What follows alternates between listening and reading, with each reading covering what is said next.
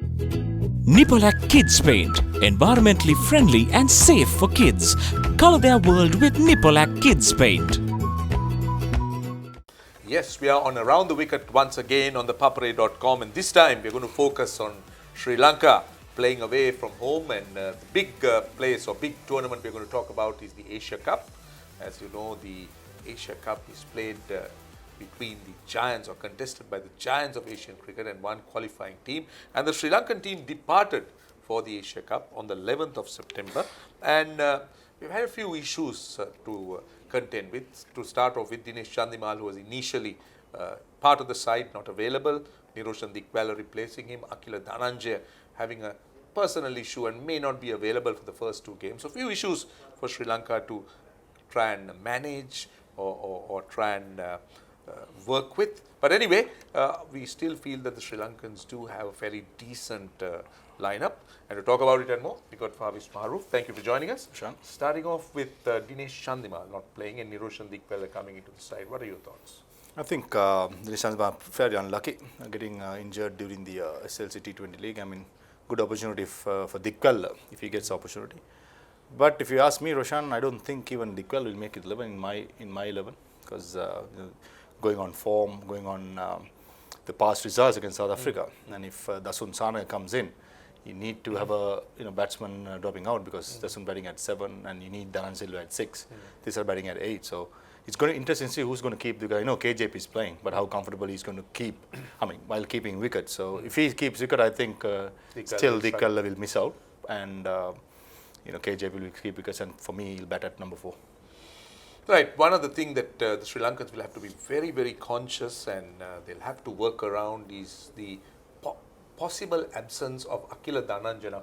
How would that be handled? You know why I say this? Because Akila Dhananjaya has been the one who's had the best record. His penetration has been brilliant.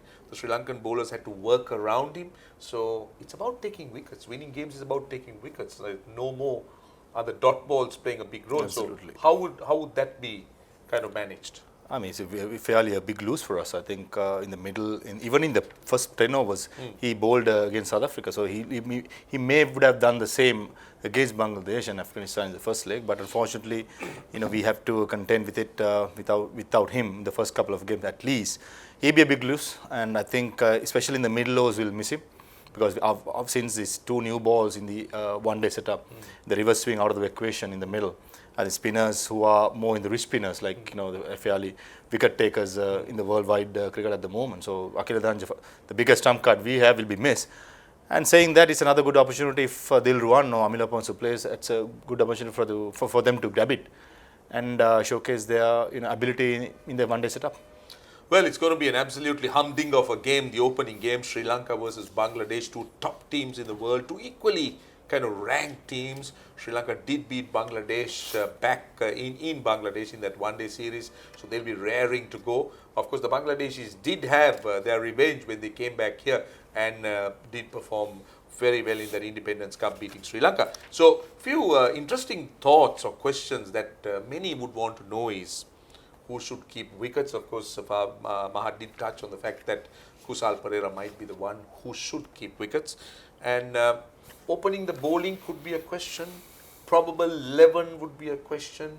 Now, what would be your choices? I mean, if you take Bangladesh, there are a few left-handers in their squad. So, in case if we play Dasun Sane at 7, that means we have Dhananjaya Silva as well as Danush Guntilaka in the top 6 who bowls off spin. And whereas we have Dil Ruwan Perera, there are 3 spinners.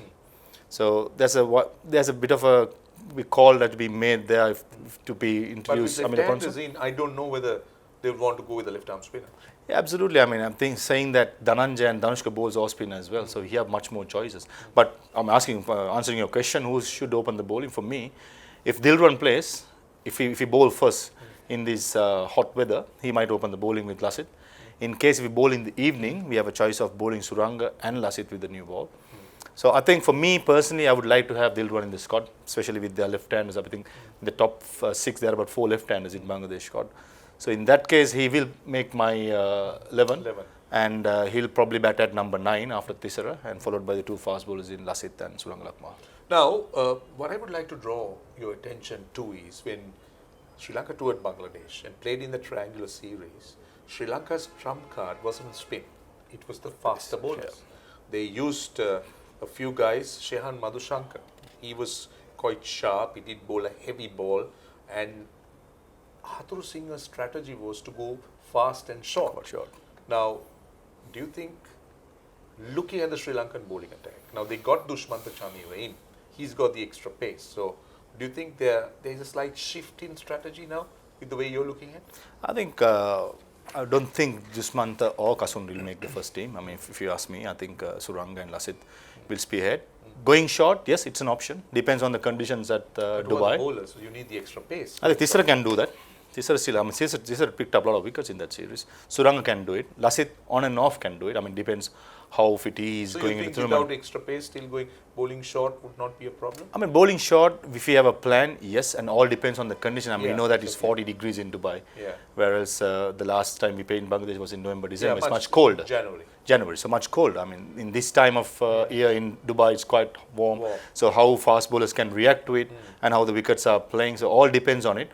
For me, I think, as you correctly said, there was a strategy pitching it short. But this time, it all depends on the conditions what Dubai is in offer. And for me, if you win the toss, you should bat first, put up the score and try and defend. Because, I think we are much better players, especially the batsmen, when there's no pressure to look into. Once we start chasing, that's where we crumble most of the time. So if you win the toss, for me, we should bat first and try and defend it. Now the sixth team, as you know, there are 6 teams in the Asia Cup. Now the sixth team, believe it or not, is Hong Kong. Now, I had the great privilege of watching the game between Hong Kong and UAE. Now UAE were the fancied side, but Hong Kong beat them. Now Hong Kong gets temporary ODI status. Now, have you ever seen Hong Kong play cricket? I played in Nepal Premier League last November, and I came across Babar Hayat, who was he's managed some big sixes. So interesting to see if he gets going again. And I mean, it's good to see. I mean, Hong Kong came through the ranks. I mean, you covered the qualifying matches. So I mean, deservedly so, they are there, and they are in the group of India and Pakistan. So it's going to be interesting to see how they come up. And we are in a group where Afghanistan have been playing for a long time. Yeah.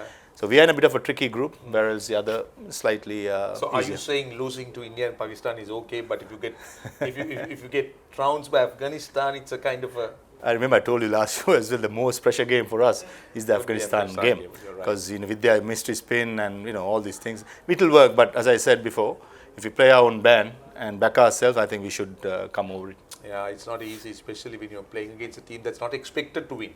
Exactly. Or if I rephrase it, if you're playing against a team where you're the favourites, then there is some kind of pressure. Well, talking about favourites, talk me through India's tour of Sri Lanka, the women. What's going on? The Indian men are getting the better of the Sri Lankan team. The ladies are even going worse. Trounced, 98 all out, 100 for 1. I mean, I managed to capture some glimpses of highlights. I thought. What were you watching it for? Because the ladies were playing, or you were simply interested in cricket? Simply loving cricket and Okay, good. seeing what the commentators are saying there. Good. But watching them play, I mean, Chamari Atapattu for me, for once, batted so long. I mean, she's a basher. Yeah. And for once, she was taking responsibility. I mean, it's good to see. There was a big positive in that. Chamari has learned another side of batting batsmanship to, try to occupy the crease, try and take a responsibility. That was the biggest positive for me.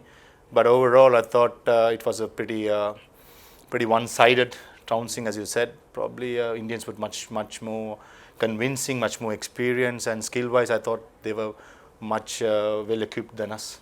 Oh yeah, outstanding. I think Indian cricket is at another level, be it men's cricket or ladies cricket. Yes, India did lose to England, but we're not going there. But I feel that margin of 4-1 does not really reflect the strength of the two sides and how close that tournament was or the series was. But we're not going to talk about it. We're going to rather focus on school cricket. And the under-17 final will be contested by St. Joseph's College and St. Sebastian's College, Morato, two very good sides. And the in that under-17 Division 1 cricket tournament, St. Joseph beat Mahindra College Gaul, and St. Sebastian's meet St. Thomas's College, Mount Lavinia. So it's going to be a very good final, St. Joseph's versus St. Sebastian's. And in the under 15, Royal College Colombo, Prince of Wales College Moratuwa, St. Sebastian's College Moratuwa have already qualified to the under 15 Division 1 cricket tournament. They have beaten Thurston, Dharma Soka and St. Peter's, with St. Anne's to play Mahanama. Now, what are your thoughts about the under 17 and 15, and are you a big fan of the semi-finals and you know, these championships?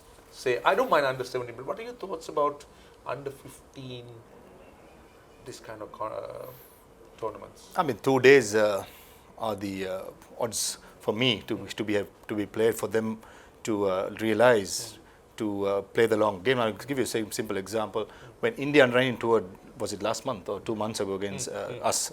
I mean, we were trounced in the 4-day games because our boys don't play 4-day games. Absolutely. And our guys are more mature to play 1-day cricket or 2-day cricket. So I followed few of the games, and what I realized, the batsmen, they don't have the patience, and the bowlers, they don't have the patience, because we don't play 4-day cricket. So that can be, you know, touched. I mean, I don't think we can straight away erase that gap. But if we could at least under 15s and 70s 2-day play more games, 2-day games, I think at least we could, when it comes on 9th level, these boys would be much experienced to you know, keep up the pressure for playing for 4 days. I mean, there are going to be 4-day games. It's so many under-19 cricket coming up. So this is where we should, the school cricket associations should step in and make sure that, you know, these guys will get the exposure of playing 2-day games much more. I mean, you know, don't have any restriction. Just let them play. No declaration is needed. Just let them batsmen to bat more, bowlers to bowl more. That's how you improve your cricket, I think, in school level. Absolutely. I couldn't have said more than that. I couldn't have agreed more than that. I mean, I'm someone who never would like to see this 50-over format in school cricket. It's about building. So I put both my hands up and say, well said, and I do agree. Right. So it's time now. We're almost at the end of the program. And just to remind you that we've got this question of the week. And the question is, in how many Asia Cup finals has Sri Lanka played? Now, don't forget, we're having an Asia Cup starting around the corner. So our question is, Asia Cup has been played since the 80s. And in how many Asia Cup finals has Sri Lanka played so far? So come on, you can join us, send in your answer, and win that prize that ThePapare.com is offering you. And as for last week's question, how many international wickets has Lasith Malinga taken so far? The answer is 492 international wickets. 101 of those have come in 30 test matches, 301, 204 ODI games, and 90 wickets in 68 T20 internationals. Right now, the last week's winner is Sahan Dilesh from Rajagiri. So congratulations, Sahan. You won a prize from ThePapare.com. So do contact them and get your prize. So that's the story on Around the Wickets on ThePapare.com. We hope you enjoyed our program. Join us again when we are up next with more cricket and more details and possibly some very interesting news. Until we see you again, it's goodbye.